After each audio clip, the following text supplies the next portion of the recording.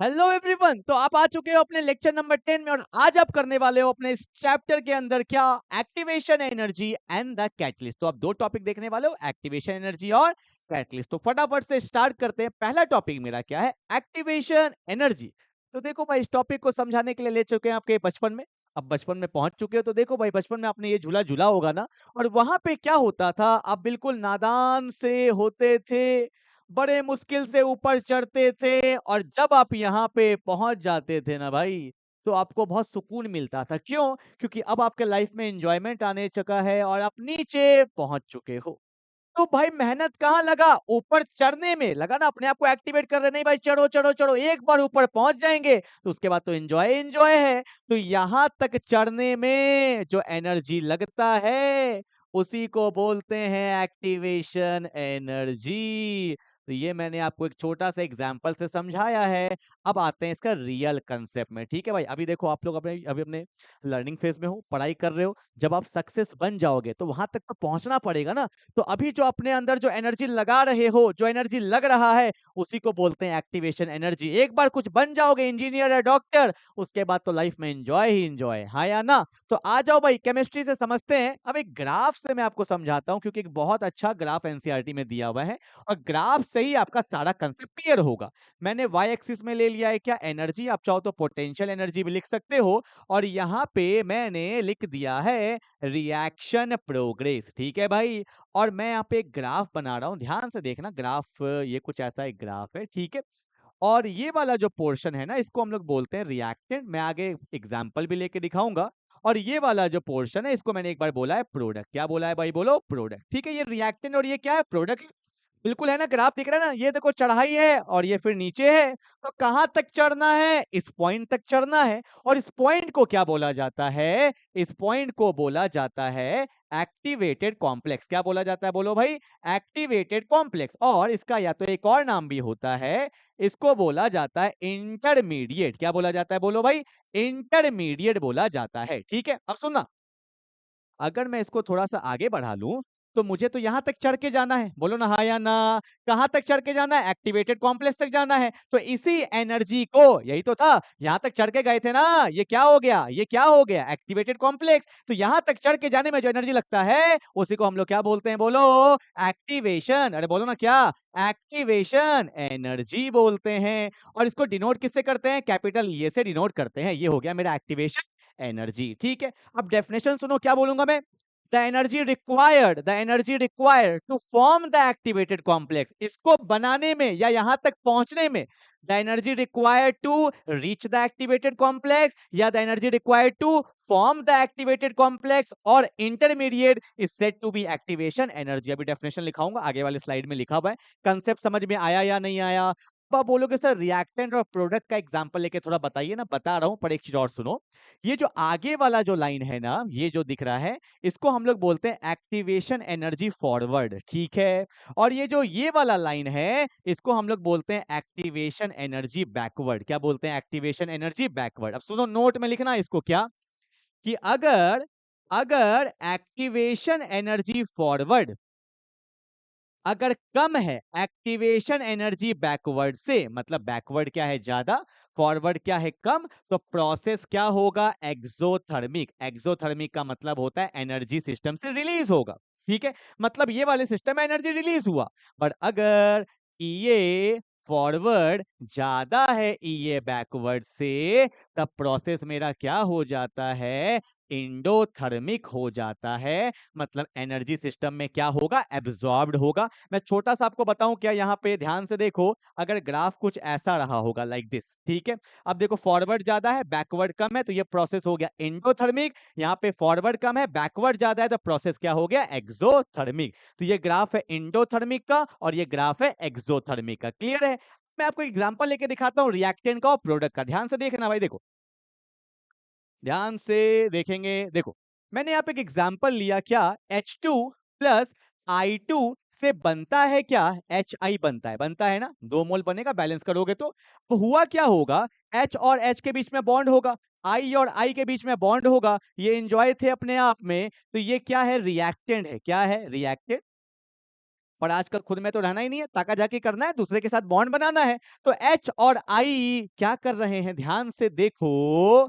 यहाँ पे H था, यहाँ पे H था, यहाँ पे I है, यहाँ पे I है। H और I में देखो भाई क्या हो रहा है, बॉन्ड बन रहा है। और जब जब एक नया बॉन्ड बनेगा तो पुराना बॉन्ड टूटेगा। ऑब्वियस सी बात है, यही तो होता है, नया बना पुराना तोड़ो। तो ये जो बना है ना, इसी को हम लोग बोलते हैं इंटरमीडिएट। क्या बोलते हैं बोलो? इसी को बोला जाता है इंटरमीडिएट, या आप इसको बोल सकते हो एक्टिवेटेड कॉम्प्लेक्स। इंटरमीडिएट या एक्टिवेटेड कॉम्प्लेक्स। तो मुझे एनर्जी कहां तक देना है सिस्टम में? इंटरमीडिएट तक, इसको बनाने में। और उसके बाद एक बार तुम इंटरमीडिएट बना दिए तो ये बॉन्ड टूटेगा, ये बॉन्ड टूटेगा, और आपको कौन सा बॉन्ड मिल जाएगा? नया बॉन्ड मिल जाएगा। क्या? HI। HI तो क्या मिल गया? HI। और यहां भी क्या मिल गया? HI मिल गया ना। तो आपको एनर्जी कहां तक देना पड़ा? इंटरमीडिएट तक। कहां तक? एक्टिवेटेड कॉम्प्लेक्स तक। और इसी एनर्जी को बोलते हैं एक्टिवेशन एनर्जी। ठीक है भाई, समझ में आ गया? समझ में आ गया। तो यहां पे मैं रिएक्टेंट लिखना चाहूं तो लिख सकता हूं H2 प्लस I2, और प्रोडक्ट क्या बन गया? 2 मोल ऑफ HI बन गया। ठीक है, ये होता है मेरा एक्टिवेशन एनर्जी। इंटरमीडिएट तक ले जाने में जो एनर्जी लगेगा उसी को क्या बोलेंगे हम लोग? Activation energy. ठीक है भाई, चलो भाई, क्लियर है, ये एग्जांपल भी क्लियर है। अब डेफिनेशन में आ जाओ, कुछ क्या बोला? The energy required to form, from नहीं है, फॉर्म है। The energy required to form this intermediate, वो जो इंटरमीडिएट बना उसको बनाने में जो एनर्जी लगा या पहुंचाने में जो एनर्जी लगा, the energy required to form this intermediate called activated complex is known as activation energy. ठीक है, अगला पॉइंट देखो क्या बोला है। Activation energy is defined as the minimum amount of extra energy. Why extra energy? Why समझा करो हर एक चीज को। देखो, रिएक्टेंट के पास पहले से कुछ एनर्जी था सिस्टम में, जाना था यहां तक तो हमें एक्स्ट्रा एनर्जी लगाना। और आपको एक बात बताऊं, यहां से लेकर यहां तक टोटल एनर्जी अगर मैं बोलूं तो इसको बोला जाता है थ्रेशोल्ड एनर्जी। क्या बोला जाता है बोलो? थ्रेशोल्ड एनर्जी बोला जाता है। ठीक है भाई, थ्रेशोल्ड एनर्जी। ठीक है, तो इसलिए बोला है एक्स्ट्रा एनर्जी, हर एक चीज का मतलब है। क्या बोला है? Activation energy defined as the minimum amount of extra energy required by the reacting molecule to get converted into product। ठीक है, एनर्जी दो, रिएक्टेंट से कहां चल जाएगा? प्रोडक्ट। ठीक है, अगला पॉइंट क्या है? For the fast reaction activation energy हमेशा कम होगा, and for the slow reaction activation energy हमेशा क्या होगा? हाई। ऐसे कभी एग्जांपल वैसा कुछ आ जाए, NO प्लस O2 से बना है NO2, अगर ये फास्ट है तो इसका एक्टिवेशन एनर्जी हमेशा क्या होगा? लो होगा। और अगर ये रिएक्शन स्लो है तो इसका एक्टिवेशन एनर्जी हमेशा क्या होगा? फास्ट होगा। तो ये बात आपको पता होना चाहिए। क्लियर है क्या? चलो भाई, क्लियर है। चलो, क्लियर है एक्टिवेशन एनर्जी। ठीक है, सारा पॉइंट्स लिख लिया, ये एग्जाम्पल के रूप में आपको पता चल गया। ये हो गया आपका ग्राफ, ये ग्राफ हो गया। चलो भाई, आगे बढ़ते हैं। अब हम लोग पढ़ेंगे कैटलिस्ट। क्या पढ़ेंगे बोलो भाई? कैटलिस्ट पढ़ेंगे। क्लियर है? कैटलिस्ट होता क्या, एक बात बताऊं मैं आपको, रियल लाइफ एग्जांपल दूं क्या? आप देखो, अभी अपने लर्निंग फेज में हो, ठीक है, इंजीनियर बनना है, डॉक्टर बनना है, तो आज आप नॉर्मल स्टूडेंट हो। आप आज एक नॉर्मल स्टूडेंट हो, बोलो हाँ या ना। इसको मैं एक बार के लिए क्या मान लेता हूँ? रिएक्टेंट मान लेता हूँ। क्या? कुछ समय बाद आप या तो इंजीनियर बनोगे या डॉक्टर बनोगे या लाइफ में कुछ भी सक्सेस कर जाओगे, तो ये क्या है? आपका प्रोडक्ट है ना। बोलो ना हाँ या ना। तो मैं आपके लाइफ में किसका काम कर रहा हूं? क्या आपके लाइफ में मेरा कोई इन्वॉल्वमेंट है? नहीं है। मैं आपके लाइफ में आया, आपके पढ़ाई को थोड़ा सा इनहेंस कर दिया, और आपके लाइफ से वापस क्या हो जाऊंगा? निकल जाऊंगा। तो मेरे आने से आपके लाइफ में थोड़ा सा पढ़ाई में स्पीड अप हो गया, स्पीड पहले से बढ़ गया, तो उसी को बोला जाता है कैटलिस्ट। कैटलिस्ट क्या होता है?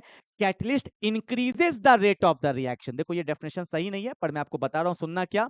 मैं आया, catalyst increases the rate of the reaction without being consumed in the reaction. मतलब रिएक्शन में कंज्यूम नहीं हुआ, आया, स्पीड बढ़ाया और चला गया। मैं आपके लाइफ में आया, स्पीड बढ़ाया, मंजिल तक पहुंचाया और निकल गया। मेरा आपके लाइफ में उतना कोई रोल नहीं है। किसका रोल है? खाली कैटलिस्ट का। कितना का? खाली कैटलिस्ट का। समझ में आया क्या? तो व्हाट इज कैटलिस्ट?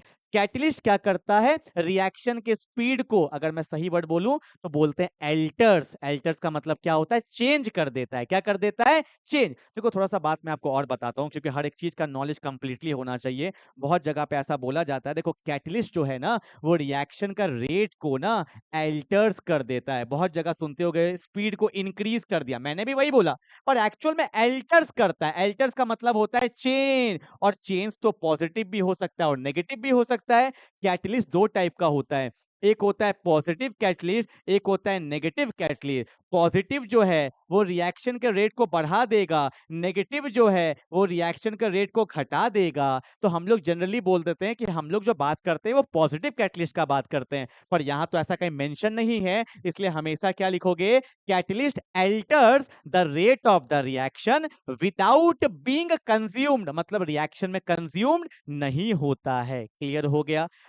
यहाँ पे जो हमें पढ़ना है ना, वो ये पढ़ना है कि कैटलिस्ट और एक्टिवेशन एनर्जी में क्या रोल है, कैटलिस्ट के आने से एक्टिवेशन एनर्जी में क्या इंपैक्ट पड़ता है। तो ग्राफ से समझो, विदाउट द ग्राफ कुछ भी समझ में नहीं आएगा। ये मैंने सेम ग्राफ लिया है, यहाँ पे क्या लेते थे बोलो, एनर्जी, बोलो ना क्या लेते थे, एनर्जी। और यहाँ पे क्या लेते थे बोलो, रिएक्शन प्रोग्रेस। क्या लेते थे, रिएक्शन प्रोग्रेस। और यहाँ पे याद है, अभी तुरंत तो पढ़ाया था, ये ग्राफ लिया था। यहाँ पे कौन है, यहाँ पे कौन है, रिएक्टेंट है ना। यहाँ पे कौन है, प्रोडक्ट है, बोलो है ना। ऊपर कौन है, एक्टिवेटेड कॉम्प्लेक्स, बोलो है ना। ठीक है भाई, अब देखो, अब क्या बोला था, कि क्या बोला था, अरे बोलो तो। यहां से यहां तक जाने में जो एनर्जी लगता है उसी को बोला जाता है एक्टिवेशन एनर्जी। क्या बोलते हैं, एक्टिवेशन एनर्जी। ठीक है, पर ये जो एक्टिवेशन एनर्जी है वो किसके प्रेजेंस में है, without the presence of catalyst. अभी तक यहाँ पे कैटलिस्ट नहीं आया है, ठीक है।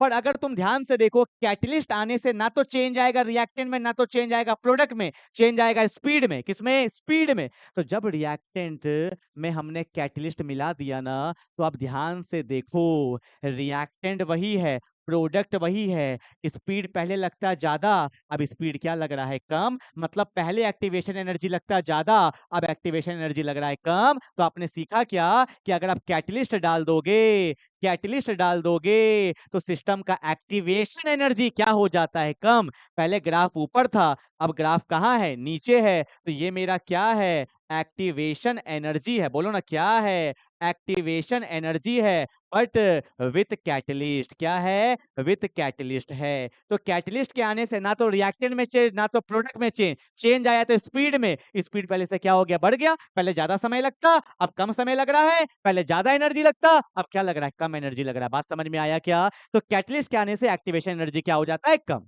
आई hope you will get the point. जल्दी से उतार लेंगे ग्राफ को। ओके भाई, तो आ जाओ पॉइंट्स में। क्या बोला है, पॉइंट्स को ध्यान से सुनो।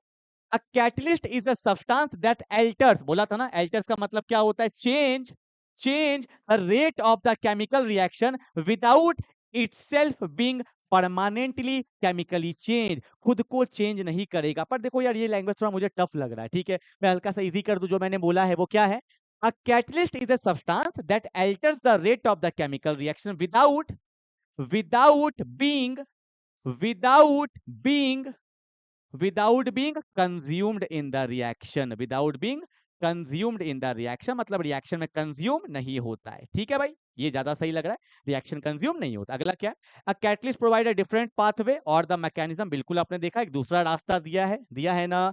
तो catalyst provide a different pathway और mechanism that makes the bond breaking process occurs more readily, मतलब रिएक्शन क्या हो जाएगा, और फास्ट हो जाएगा। ठीक है, एक पॉइंट और लिख लो, क्या क्या, catalyst decreases the activation energy, catalyst decreases the activation energy, जिसको हम लोग ईए से डिनोट करते हैं। ठीक है, कैटलिस्ट क्या करता है, एक्टिवेशन एनर्जी को कम कर देता है। क्लियर है क्या, तीनों पॉइंट क्लियर होगा। आई hope you will get the point.